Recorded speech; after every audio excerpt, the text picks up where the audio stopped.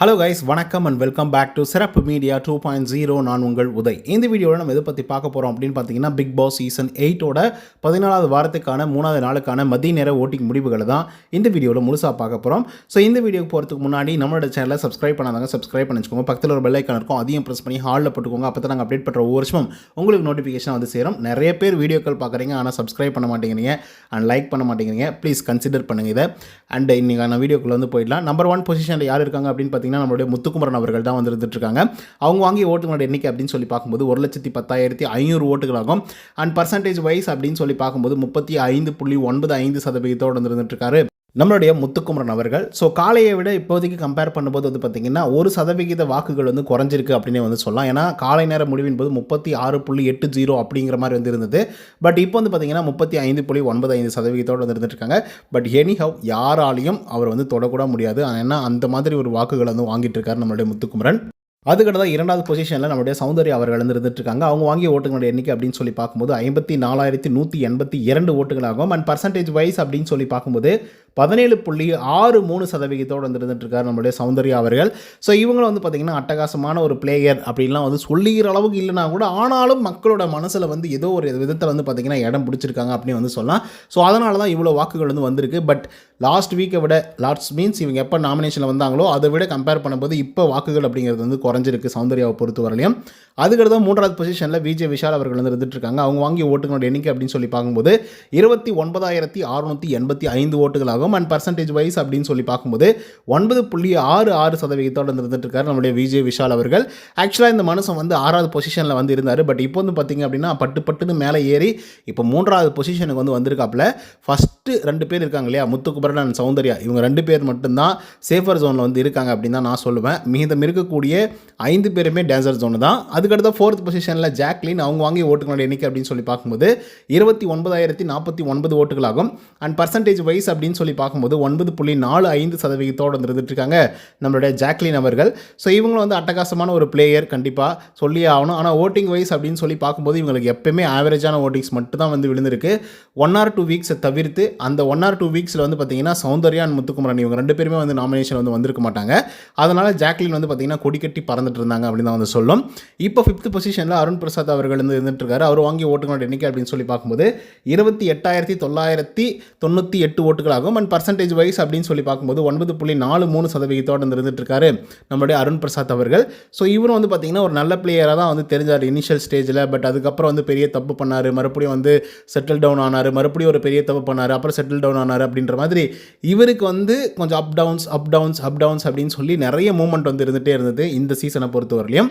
அதுக்கடுத்து 6th பொசிஷனில் தீபக் அவர்கள் வந்து இருந்துட்டு இருக்காங்க. அவங்க வாங்கிய ஓட்டுகளோட எண்ணிக்கை அப்படின்னு சொல்லி பார்க்கும்போது 28,707 ஓட்டுகளாகும். அண்ட் பர்சன்டேஜ் வைஸ் அப்படின்னு சொல்லி பார்க்கும்போது 9.34% இருந்துட்டு இருக்காரு நம்முடைய தீபக் அவர்கள்.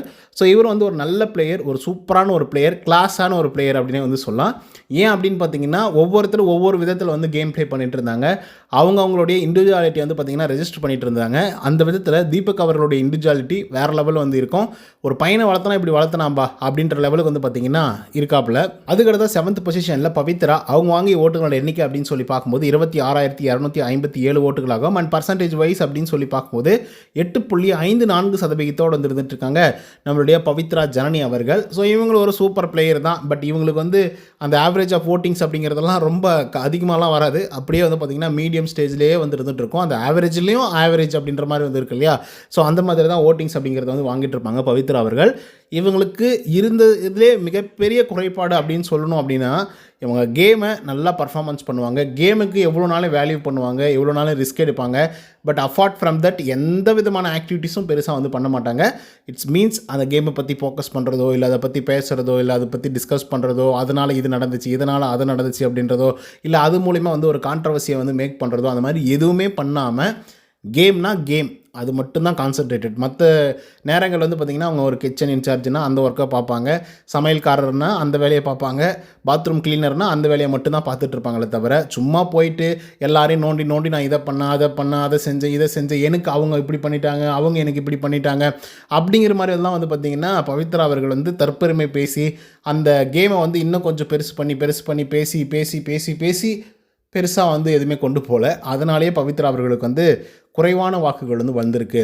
இதனால் யார் எவிக்டாக வெளியே போவாங்க அப்படின்னு பார்த்தீங்கன்னா பவித்ரா அவர்கள். மிட்வீக் எவிக்ஷன் வேறு இருக்குது அப்படிங்கிற மாதிரி ஒரு பெரிய குண்டை வந்து போட்டிருக்காங்க. ஆக்சுவலாக மிட்வீக் எவிக்ஷன் இருக்குமா அப்படின்னு கேட்டிங்கன்னா கண்டிப்பாக அதுக்கான வாய்ப்புகள் வந்து இல்லை அப்படின்னு தான் வந்து சொல்லி ஆகணும். ஏன் அப்படின்னு பார்த்தீங்கன்னா ஒரு வேளை இன்னுமே பணப்பொட்டி வைக்கல. ஆக்சுவலி நேற்றுக்கே வந்து வச்சுருந்துருக்கணும் பணப்பொட்டி. ஆனால் நேற்றுக்கு வந்து வைக்காமல் விட்டுட்டாங்க. இன்றைக்காவது வைப்பாங்க அப்படின்னு சொல்லி பார்த்தா இன்றைக்கி வந்து வைக்காமல் விட்டுட்டாங்க. ஸோ இதில் இருக்கக்கூடியதே வந்து பெரிய பிரச்சனை என்ன அப்படின்னு பார்த்தீங்கன்னா பணப்பொட்டி வராதனால மிட்வீக் எவிக்ஷன் நடக்கிறதுக்கான எல்லா வாய்ப்புகளும் வந்து இருந்துகிட்ருக்கு.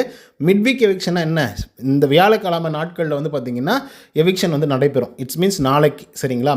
இப்போ பணப்பொட்டியே வைக்காமல் மிட்வீக் எவிக்ஷன் பண்ண போகிறாங்க அப்படின்னா அது வந்து கரெக்டாக இருக்காது அப்படிங்கிற மாதிரி தான் வந்து தோணுது. ஏன்னா கொஞ்சம் கொஞ்சமாக தட்டி தடுமாறி வந்தவங்க அந்த பணப்பொட்டியை வச்சு சில கேம்ஸ் வந்து விளையாடுவாங்க இல்லையா? ஸோ அதனால் வந்து பார்த்திங்கன்னா அந்த பணப்பொட்டி இல்லாமல் இவங்க எவிக்ட் ஆகிறதுக்கான சாத்தியம் வந்து இல்லை. சும்மா பயன்படுத்துறதுக்காக பிக் பாஸ் அவர்கள் வந்து சொல்லியிருக்காரு அப்படின்னு தான் நான் நினைக்கிறேன். அப்படி ஒரு வேலை எவிக்ட் பண்ணியிருந்துருக்கணும் அப்படின்னிங்கன்னா கண்டிப்பாக பணப்பொட்டி வச்சுருந்துருக்கணும். பணப்பொட்டி வச்சுருந்தாங்க அப்படின்னா அந்த பயம் இருந்திருக்கும். ஐயோ நம்ம வந்து மிட்வீக் எவிக்ஷனில் வந்து எவிக்டாக வெளியே போயிடுவோமோ, அதனால் வந்து ஏதோ இருக்கக்கூடிய பணமோ இல்லை வரக்கூடிய பணமோ நம்ம எடுத்துகிட்டு வெளியே போயிடலாம், மணி பாக்ஸை எடுத்துகிட்டு அப்படிங்கிற மாதிரி யோசித்து அது ஒரு கேமாக வந்து மாறி இருந்திருக்கும். சொல்லப்போனால் எல்லாத்தையும் தவற விட்டுட்டு கடைசியாக வந்து மிட்வீக் எவிக்ஷன் இருக்குது அப்படிங்கிற மாதிரி சொல்கிறத வந்து நம்மளால் நம்பவும் முடியல, அண்ட் ஏற்றுக்கவும் முடியல. அதை நம்ம பொறுத்துட்டு தான் பார்க்கணும். ஒருவேளை வாக்கு தவற மாட்டார் இந்த கோட்டைச்சாமி அப்படின்னு வந்து சொல்லுவாங்களே, அந்த மாதிரி பிக் பாஸ் அவர்கள் வந்து நான் கொடுத்த வாக்கு தான் நான் அதை பண்ணியே தீர்வேன் அப்படிங்கிற ஒரு மைண்ட் செட்டுக்கு வந்துட்டாங்க அப்படின்னு வச்சுக்கோங்களேன். அப்போ கண்டிப்பாக பவித்ரா அவர்கள் எவிக்டாகி வெளியே போயிடுவாங்க.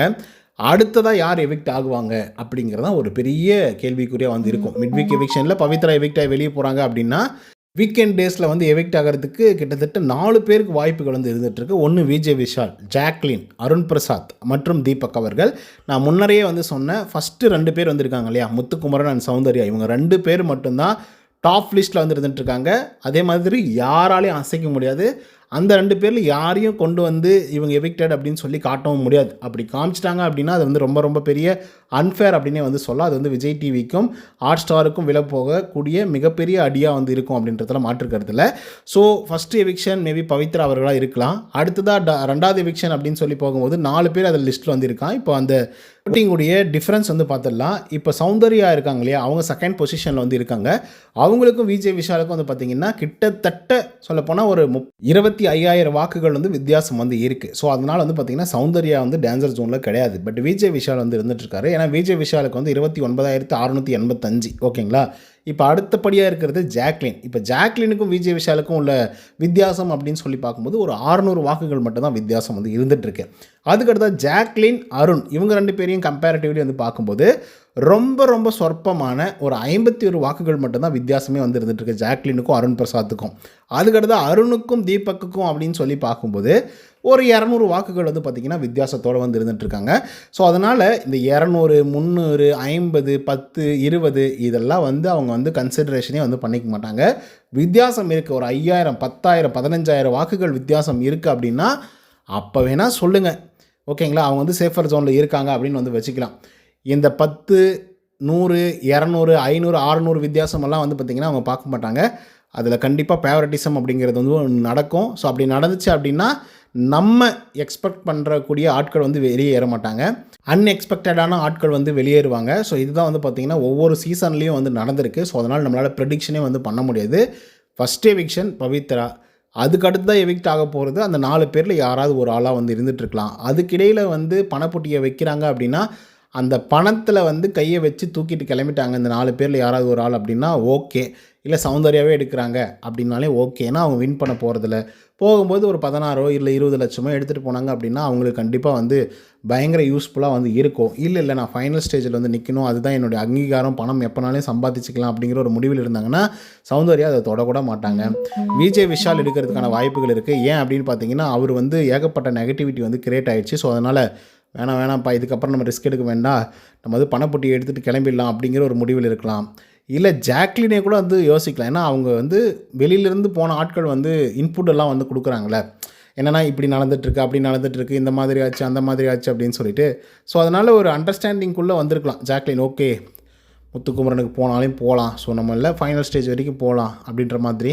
ஆனால் அவங்களுக்கு பண தேவை இருக்குது. ஸோ அதுதான் வந்து பார்த்திங்கன்னா சாச்சனா அவர்களும் சொல்லியிருந்தாங்க நேற்றுக்கு.